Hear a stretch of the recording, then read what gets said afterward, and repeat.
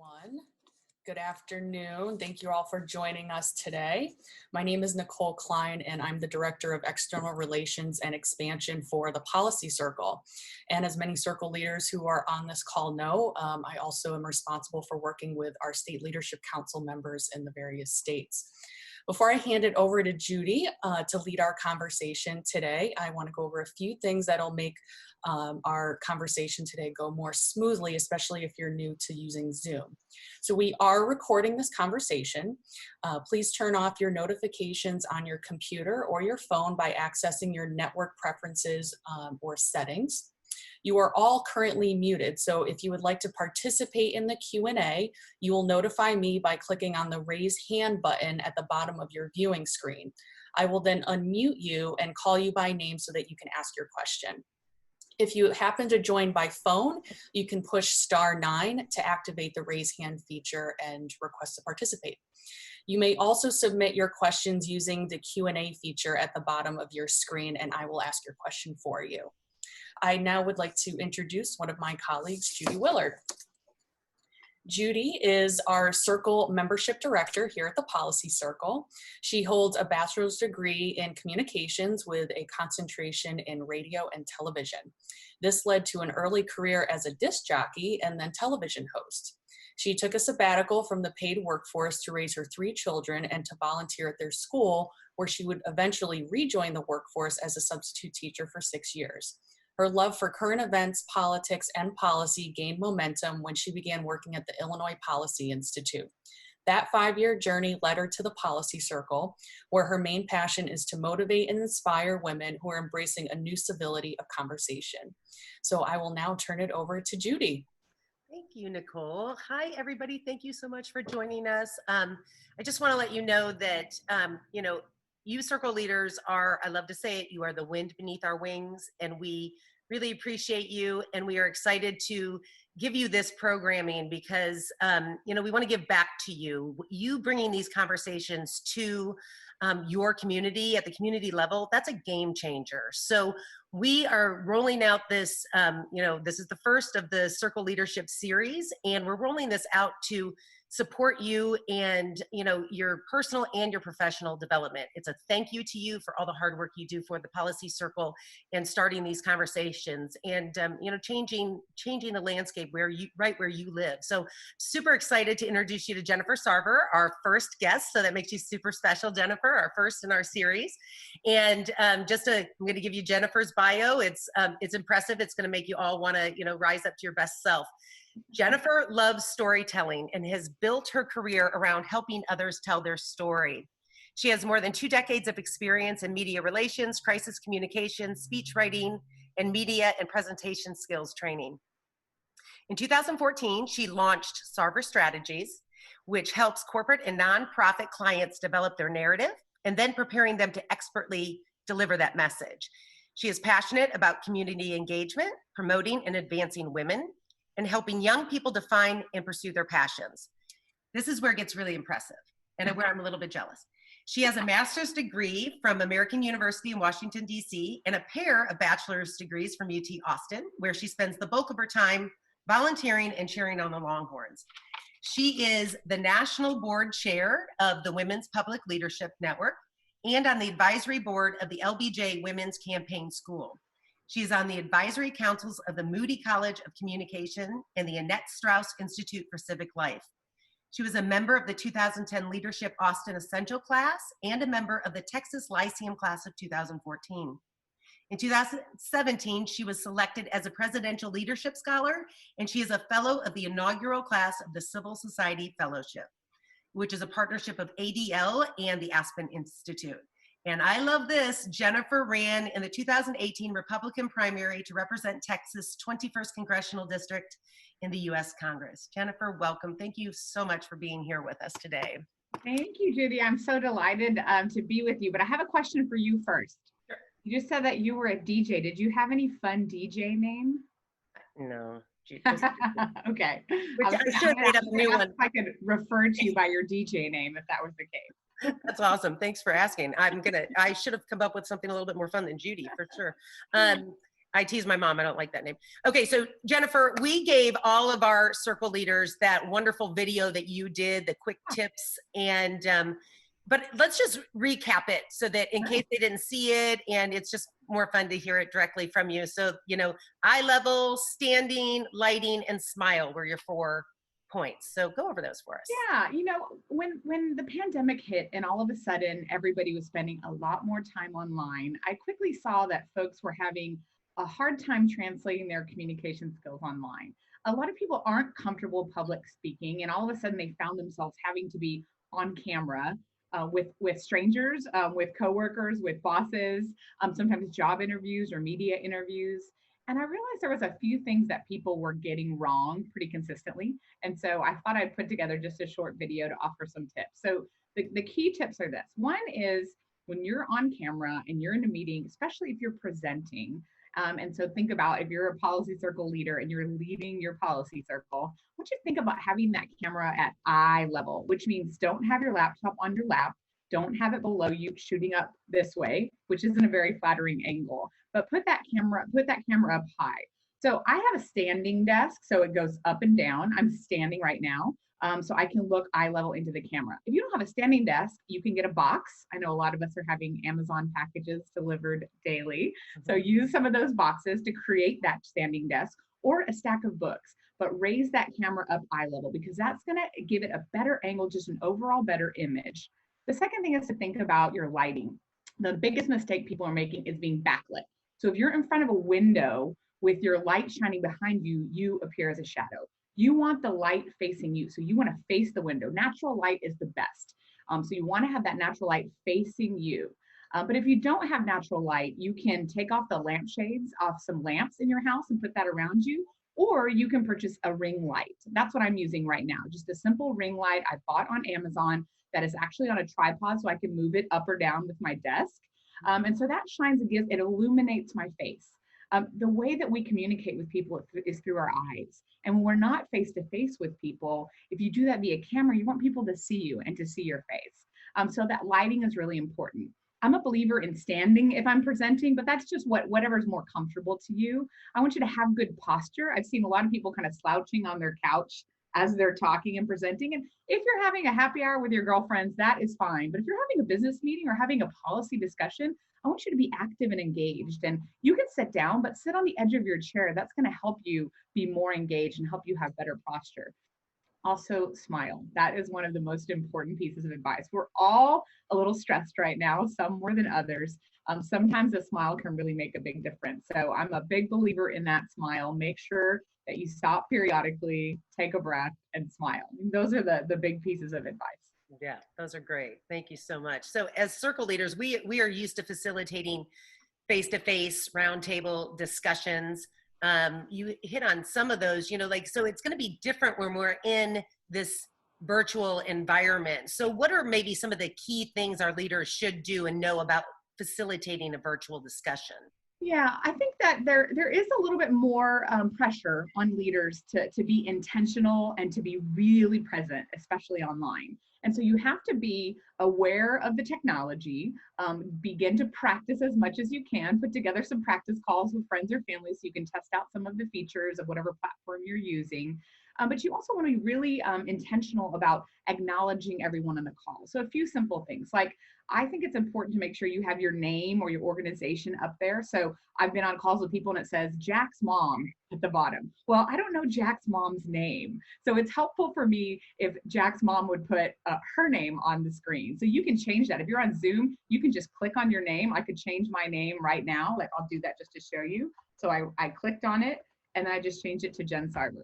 So put your name on there so people can call on you. Because if I'm a circle leader, I want to make sure that everybody's able to participate in the discussion. And it's much easier to do when I can call on people by name. Another thing I think is important is to generally, I like to be on mute when I'm not speaking so that if there's any background noise or other things going on in my house, that I'm not distracting everybody.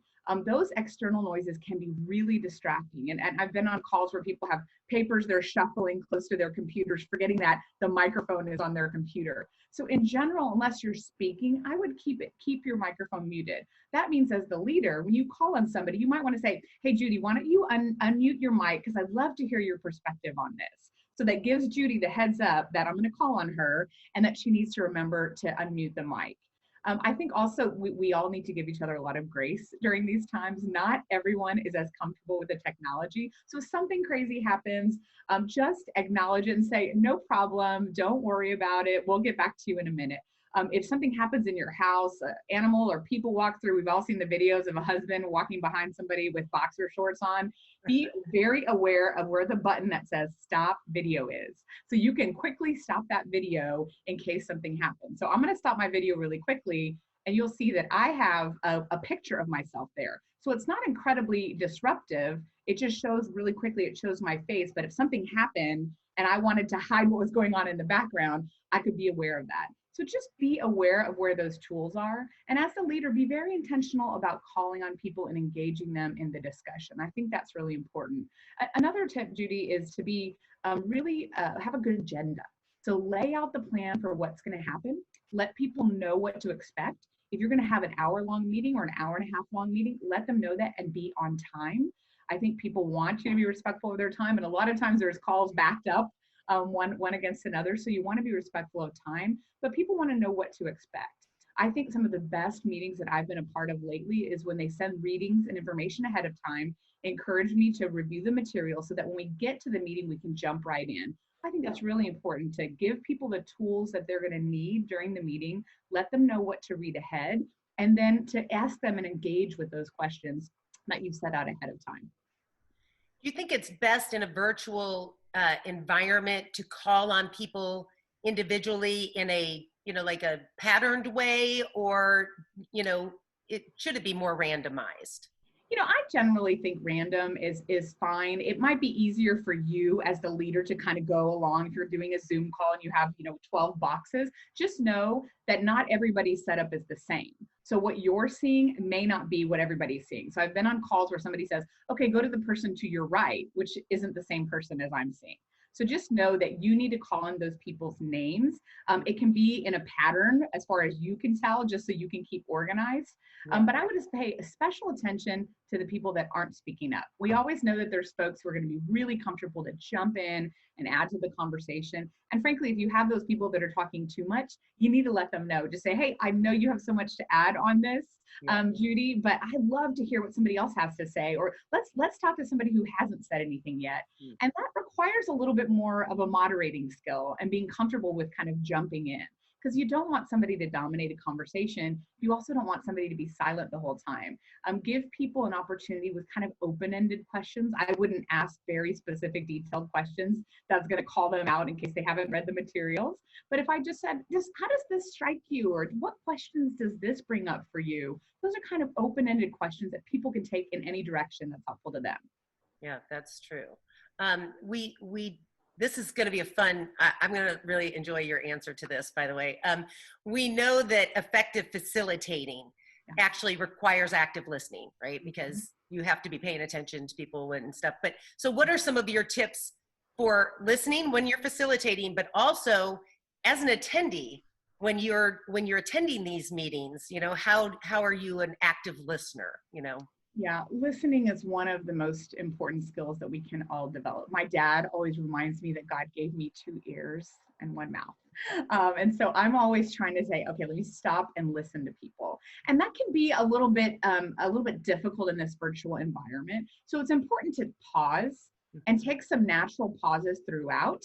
Give people a couple seconds because there's a little bit of a lag time. People have different bandwidth issues. So it may take a few seconds for you to unmute your mic and then speak.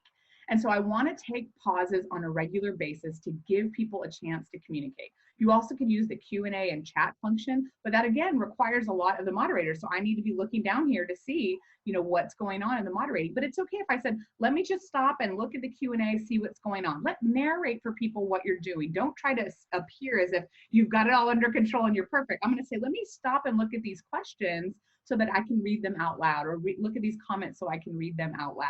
let people know what's happening. I think that that's really important. I think another tool to help with the listening is I want to start every call with the opportunity to hear from the folks on the line. So I want to just say, before we get started, let's just go around 30 seconds and say, what your name is, where you're calling in from, and one thing that you've learned during this pandemic, or one thing you're doing differently. If everybody knows each other really well, you can jump right into one of those deeper questions. I think it helps get kind of warm up a little bit of an icebreaker so people know who's joining the conversation. And also sometimes it's helpful to understand, some people are struggling and that's okay. Let's share in this time together, or let's share some tips or best recipes or best cocktail or best online story you found. Think of a fun question that's going to really get people's conversations going so that you can enjoy that camaraderie and create that sense of community, which is hard to do virtually, but it's not impossible. So when we were prepping for this call, Jenifer, and we chatted last week, we talked about, the listener's face and what your face looks like when you're, give those tips to the gals out there. We all know that there's a word for that, but we're not going to use it. Yes. Some folks have a face that doesn't look like they're very happy sometimes when they're listening. And so that can be really stressful if you're the speaker and you look down on a gallery of faces and folks are scowling at you. Some of us are just thinking and we're like, we're scowling, we're looking in, we're trying to figure out what's going on the screen.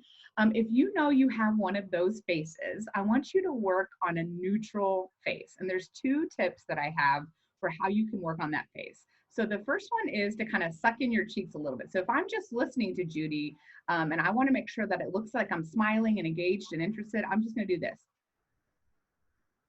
It's just a tiny little bit of a smile. The other one you can do is to push your tongue to the roof of your mouth. That gives me something active to do so that I can be focused and be intentional and be listening, but also not scowling. And I think, what we said at the very beginning of this call is turn off notifications on your computer, turn off your phone. I have my phone upside down, so I'm not seeing any notifications popping up. My phone's on silent because you don't want those distractions. If you're going to devote an hour and a half of your time to have a conversation, be in that conversation and be present. I also think this is a personal preference of mine, but when I'm doing a video call, I want everybody to be on video. So when I send out the notes or send out the agenda ahead of time, I say, please join us on video. Even if you are just in from a workout, it is okay. We do not mind. We want to see your face because it's really hard to engage with people you cannot see.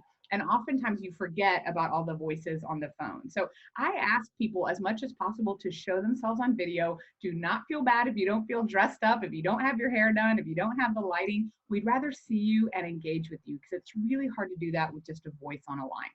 Yeah, right. So I know that you're passionate about encouraging civic engagement and discourse. So in this current environment, how would you encourage people and our circle leaders to stay socially connected during this time of social distancing? Yeah, I think it's really important to stay connected. I'm grateful for social media during this time. I mean, sometimes I scroll through social media and I get frustrated, but I also realize how powerful it's been to see photos and images of friends and family from all around the world. Yesterday was Cinco de Mayo, and I saw so many great celebrations, friends whose daughters are doing folkloric dances, people who shared their margarita recipes. And that stuff, as silly as it may seem, can help create community. For me, I've been really focused on maintaining discipline in some of my rituals. Now, I will say, I don't have kids or a husband at my house, so I have a lot more flexibility. But I try to get my quiet time in every morning. I never miss church service on Sunday at 10 a.m. I get my workouts in and I schedule them as if I was going into the gym. So having those, having things scheduled and things to look forward to is really, really important. Also connected, honestly, with more people than I probably normally would have. I mean, my college roommate and I have had a couple of different conference calls. We haven't done that in a long time. Communities that I've been involved with have come together and put together great seminars and webinars, and it's made me feel a sense of connection. I also understand that people can get overwhelmed from the screens. So sometimes it's okay just to have a phone call and get out on a walk. I've been doing, like so many people, walks around my neighborhood saying hi to neighbors, engaging with neighbors that I normally don't speak to, seeing families out on walks. Those kinds of things are really important. And I do think it's important to stay up to date with what's going on and be aware of the new rules and regulations in your community, but don't let the news overwhelm you. I think it's very easy to get just bombarded with so much news about this pandemic that I don't think is healthy. So I think take a step back, read some literature, some fiction, listen to some great music. There's a lot of great live concerts happening right now. I know I enjoyed listening to Dolly Parton the other day, which was fun. I was out on my deck, and I haven't like sat out on my deck that much since I've owned my home in 10 years. I've sat out this last 2 months, I've sat out there more than I ever have. And I realized what a special place it is. So I think we're all kind of rediscovering little corners of our home, little places of solitude, some places of enjoyment. And I think those things are all really important. Wow, thank you for that. That was wonderful. And you know, as you were speaking, I thought of something else as far as you look right into the camera when you talk, don't you? Yeah, that is really important. So right now I'm looking into the camera. So I can see you all below me just out of my peripheral vision, but I'm looking directly into the camera because that's how I make a connection with people. Yeah. And so it's more important for me to for us to have that connection than me to see you. Sometimes I take myself off the screen completely because that can distract me. But when I'm listening to you, I'm looking down at you, but when I'm talking, I'm looking into the camera. I think that that's really important. Now, I will say, if you're leading a policy circle and there are 20 people, you want to, look around and see who's on the screen, see what's happening, engage with them. But when you're talking directly to people, I'm a big fan of talking right into the camera.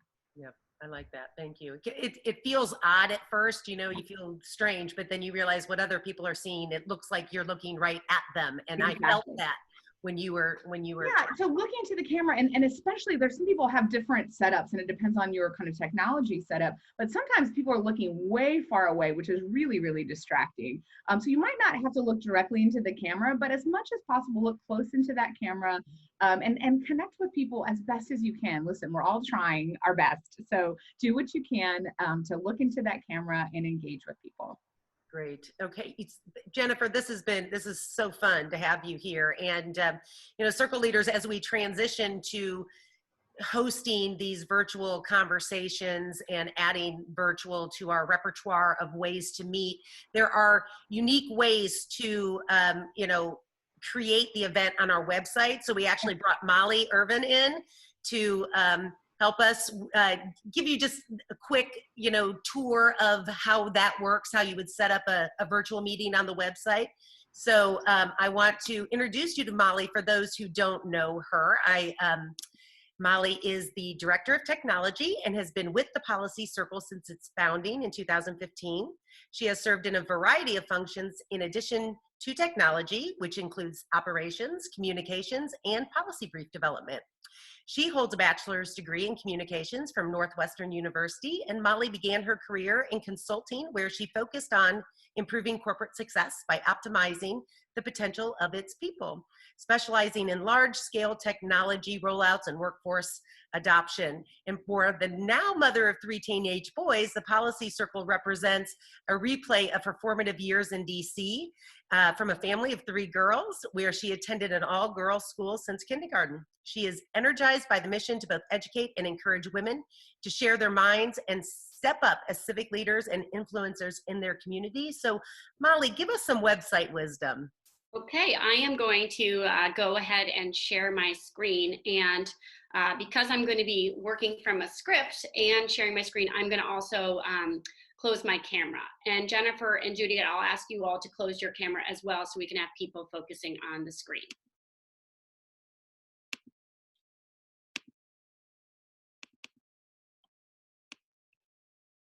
Okay. So hopefully this looks familiar to most of you all. I am over at the Policy Circle website. And as Judy said, she asked me to share and demonstrate how you can keep your circles meeting during social distancing. Even after social distancing measures are eased in your state, you may find that an occasional virtual meeting might be beneficial to keep on your calendar as a means to accommodate people's busy calendars. Before I go in and demonstrate how to post a virtual meeting, I wanted to highlight a feature in the blue sidebar called How to Choose a Brief. This is a new page that we developed about a month and a half ago based on feedback from our members. We have grouped our briefs into several series or themes. These themes are offered for your convenience. And if your circle has identified an area of focus or interest, following a set of five may be an easy path to planning your meetings. I personally, for my circle, we are focusing on 5 for 2020 this year in order to explore key issues for the November election. So I just wanted to highlight this as a way for you all to see an easy tool to plan your discussions in advance. So let's now go to actually hosting a meeting. There are two ways that you can get to your circle page. One is to go through the home, which used to be called the news feed, the home in your sidebar, and selecting the tab My Circles, or you can simply scroll to your blue sidebar and select your circle there. And I had noticed that I was experiencing a little bit of a lag time, so I have some screenshots on the side as well if we end up in a technical issue. Okay, so to proceed to our primary demonstration, posting a circle, you would go to events from your circle page and click create event. I am going to go to, hold on one second, a pre-organized event. So for our sample event, we're going to be discussing the federal debt. The main difference is instead of selecting circle discussion, which is what you've typically done, you'll select virtual meeting. What that does is it replaces the address field with a dial-in number or conference website field. I've gone over to Zoom and created a sample Zoom meeting. You'll see here in Zoom that you have a join URL that you will share with your invitees. I'm just grabbing that, copying it, and simply pasting it here into the dial-in number field. You would go ahead and describe your event as you typically do, and then select your discussion materials or brief from the drop-down menu. You can also simply type it in and it will appear. There's no changes for a virtual event to the second page. You can still have your guests RSVP to the Policy Circle website. The only thing is that we highly recommend using special instructions to encourage your members to download Zoom, prior to the call, and to give them directions on maybe arriving a few minutes early enough to the room to troubleshoot any technical difficulties. So you would enter that information here in special events. You would do your audit to make sure everything looks okay. Your invited circle is your own circle. Click that you comply with our guiding principles and click finish and send. The one thing to note here is that unlike a typical event that's published immediately, virtual events follow a different process. Once you hit publish, you'll see a confirmation window, and you will also receive an email in your inbox that your event is in review. Virtual events are reviewed by our team prior to publication, almost in real time during business hours, and by the next morning if they're posted during the evening. The other thing I wanted to highly encourage is after your meeting to take the time to post a recap. I'm going back to my circle page. Hopefully it will load here. We'll give it a few minutes. And you would click on the recap tab and simply click create a recap. You can see that the recap from this circle's March 27th meeting on free enterprise is already in its feed. It's a really simple form that you can simply fill out either after the meeting, or we're finding a lot of circles are also doing this step during the meeting themselves. This is something that a member can do. It does not need to be done by the leader, and it's often a great idea to give members a task or job so that they can feel more involved and step up into a leadership position. Recaps are a very effective tool to catch up new members on your past discussions and share outcomes with members who were unable to join the conversation. One other thing I wanted to highlight was this new section at the top of the blue sidebar, virtual programs. You will find here virtual resources as well as videos that are available to our membership of all of our programming that has occurred in the last couple months. We encourage you to explore these pages. One circle leader is actually even hosting her discussion on the virtual Move the Needle experience that we hosted on US-China relations in lieu of a brief. And as always, the playbook is available. This is one of those situations where it's taking a little bit of time to reload. Let me try that again. There we go. The playbook is available for detailed guidelines on hosting meetings, growing your circle, and serving as an effective circle leader. Before I conclude and turn the camera back to Judy and Jenifer, I wanted to point out how you can easily reach me from the website by scrolling down and clicking Contact Us at the bottom of your sidebar. Here you can log a request that will likely land in my inbox or Judy's inbox. And I just wanted to share that I am available to help you with any website requests, and I'm happy to jump on a call or a screen share. You can also email me at help@thepolicycircle.org. We are excited to announce that we have a new feature being released next week. We will be rolling out a search feature. You will see the search bar next week appearing here at the top of your blue sidebar. You will be able to explore the entire site by keyword search or isolate the results of your search to include only the post, events, and recaps for your circle. We believe this new feature will make it easier for you to navigate the site, find information, and help you lead your circles and take action. Judy, once again, I thank you for giving me the opportunity to share the website. I'm going to return to the virtual conference room and turn my camera back on. Thank you, Molly, for that. That was wonderful. So we're going to open it up for questions now for anybody that has questions for Jenifer or for Molly. So Nicole, is there any questions in the queue? Yes, actually, we have a question from Morgan Perrell, who is in Indiana.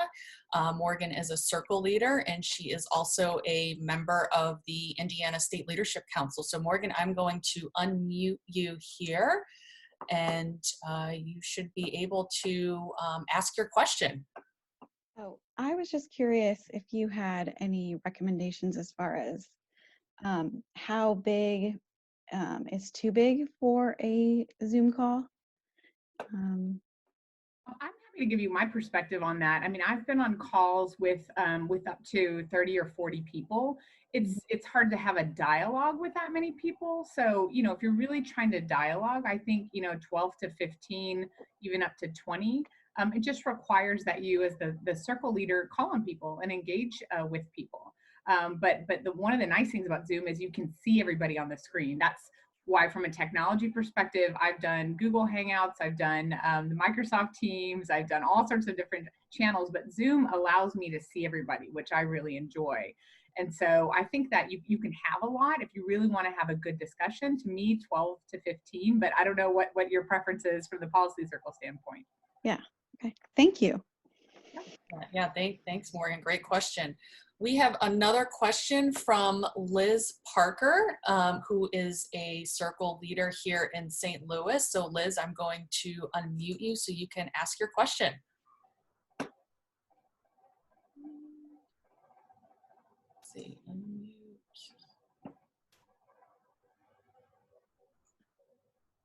I am not able to unmute you, Liz, for some reason. So I'll go ahead and ask Liz's question. How long is an ideal policy circle Zoom meeting? Well, yeah, Judy, why don't you talk a little bit about what the standard meetings look like, and I'll tell you what I think from a Zoom perspective. Sure. So generally when I host my circle meetings, they last 2 hours, but I don't think anybody would stay on the Zoom call with me that long. What we've heard from members is that an hour, they can get through the discussion. Seems like there's not a lot of extra chatter when we're face to face. We do a lot of extra chattering about our kids and our dogs and, whatever's going on in our life. And that is a little bit less on the Zoom meetings. So, an hour, I would think, but go ahead, Jen, what do you think? Yeah, I was going to say, between an hour and a half, I've been a part of a few different meetings where they schedule it for an hour and 15, which I think is nice to give you that first 15 minutes to check in, make sure you hear from everybody, what's going on, ask some of those introductory questions, and then dive into the conversation. Anything more than 90 minutes is going to be really hard to keep people's attention. I agree. Yeah. Agree. Molly, it looks like you have a question, but I cannot unmute you. There we go. Thank you. I use the old-fashioned method. I just wanted to share a few things. One, on Zoom, I believe that there is a 45-minute limit for meetings for free accounts. So you might be time boxed with a 45-minute agenda. So just want to let you know that. And then someone did bring up that our format looks a little bit different today than what they've seen. And I just wanted to share with everybody that we are in a webinar format right now, which allows you to identify panelists before the meeting starts, your primary speakers, and then everybody else does not have their video or audio enabled. When you're hosting a large group, it's another format that might work for you. Great, thanks Molly. I know it looks like Janet Burt has a question for Jen. So Janet, I hope that I'm doing this right. You should be able to ask your question. Thank you.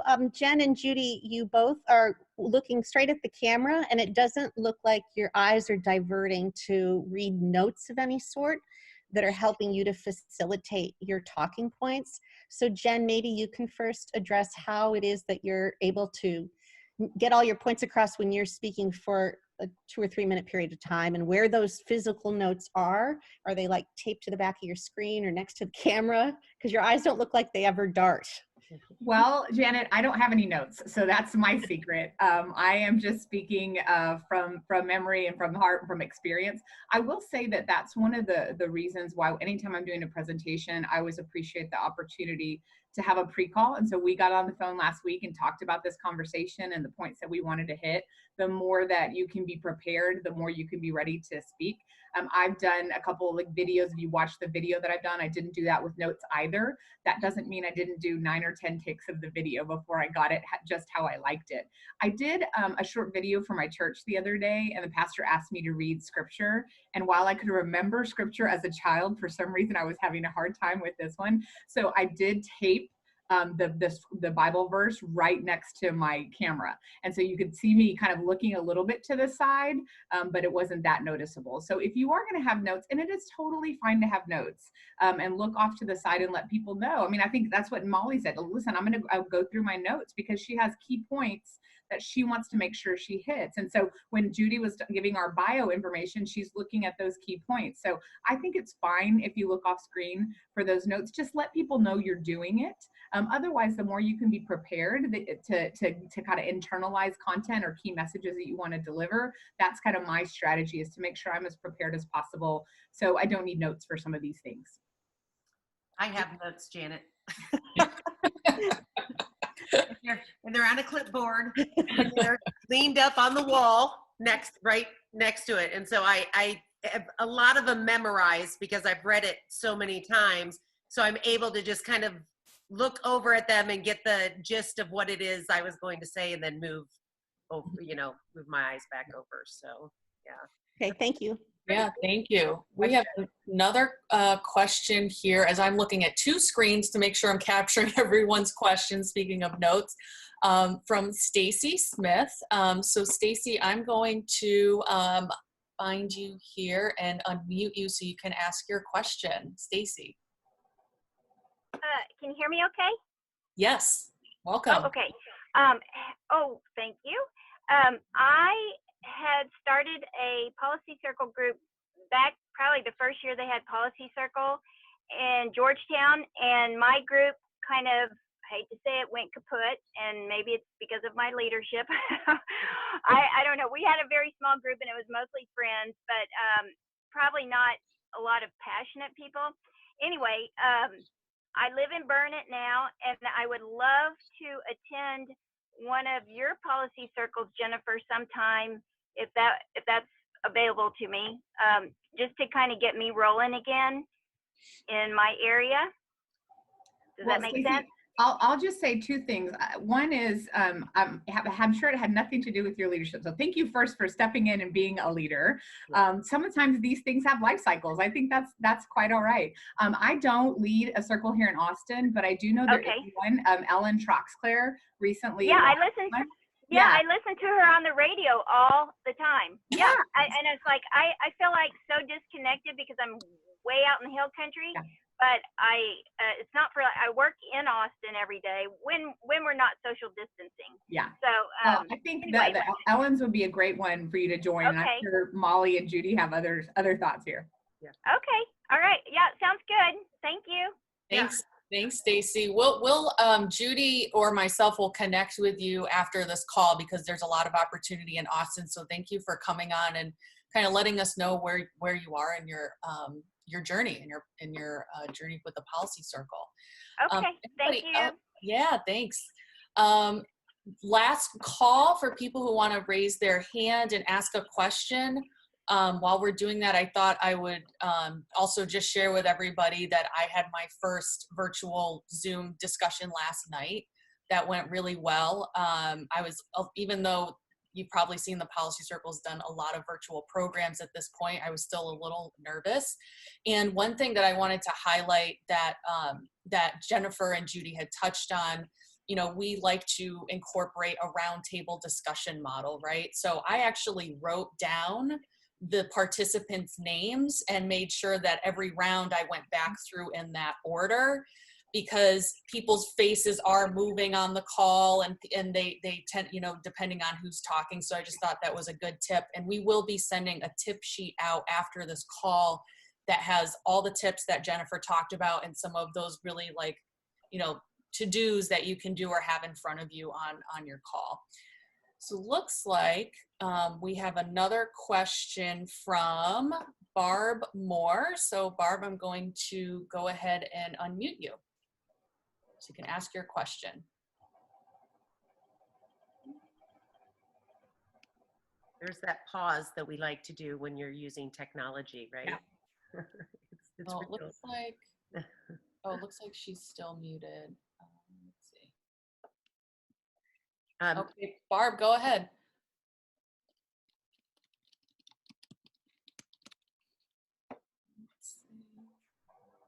This is the grace you were talking about, Jenifer. Absolutely. Yep.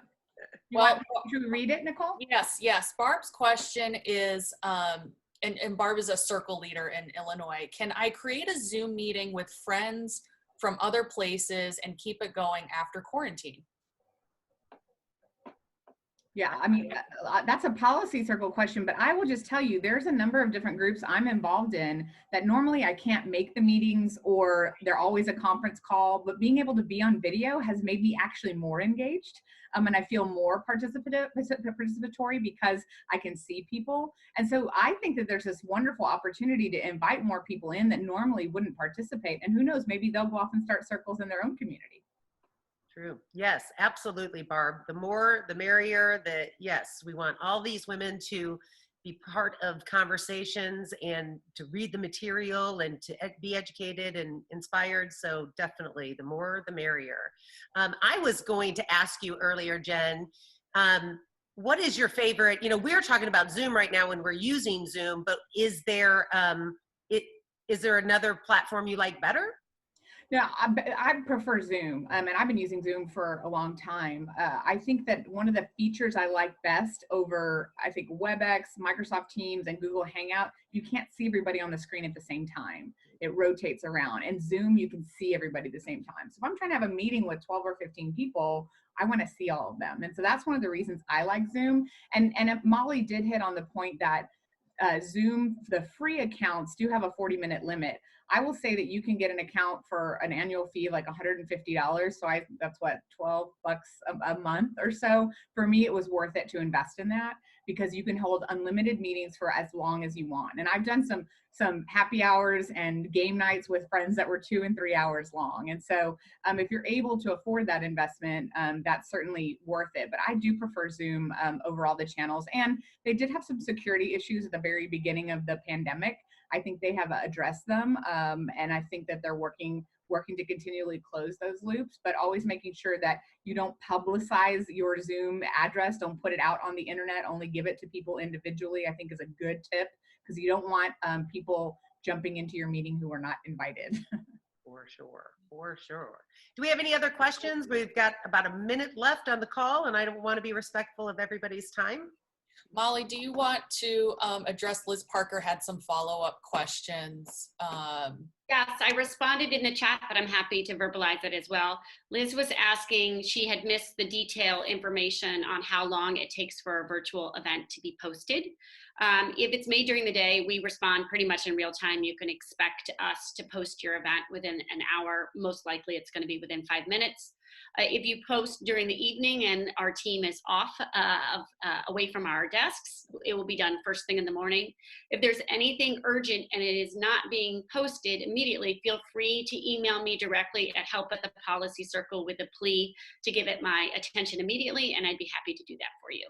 And just so everyone knows, the reason why it goes through an approval process is the virtual events was originally designed for our partner organizations to share their virtual programming with our members.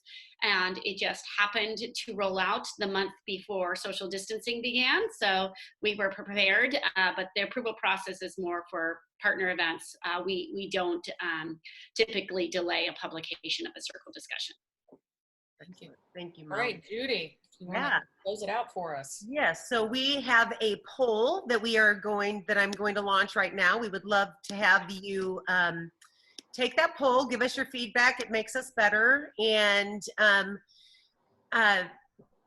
want to remind everybody, again, we love you. You circle leaders are awesome, and we are so grateful for your stepping up in your leadership role. And I just want to encourage you to log on to the website, get on there, look around. We are always adding resources there for you. We've got a lot of virtual resources right now.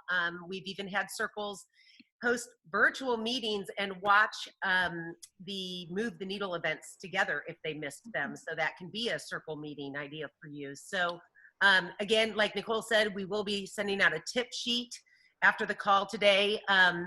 And that will also be on the website. And we have, the resources we have. We've got how to write a letter to the editor, how to contact your lawmaker, and other ways to engage. So really check out the website. And we really, really appreciate you coming in. And I'm going to hand it over to Nicole to close us out.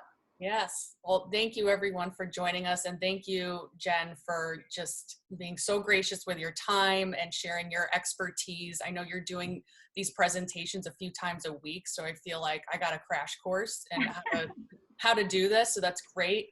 I wanted to share with everyone that we do have exclusive investment opportunities so that you can take your leadership with the Policy Circle even further.